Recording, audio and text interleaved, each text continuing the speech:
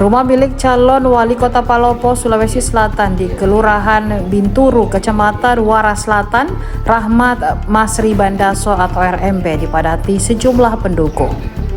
Mereka datang untuk nonton bareng atau nobar sidang putusan sengketa pilkada yang akan dibacakan Hakim Konstitusi pada Selasa 8 Juli 2025. Dari pantauan tribuntimur.com, sejumlah aparat berbaju lengkap juga ikut mengamankan jalannya nobar di kediaman RMB. 5 petugas kepolisian dan 1 personel TNI berjaga di depan gerbang mantan Wakil Wali Kota Palopo tahun 2008 itu. 1 televisi pintar yang tersambung dengan channel YouTube Mahkamah Konstitusi disediakan di tengah. Diinformasikan Tribun Timur bahwa Mahkamah Konstitusi secara resmi telah menolak permohonan pihak penggugat. Artinya dalam waktu dekat bisa saja Naili dan Ome akan segera dilantik.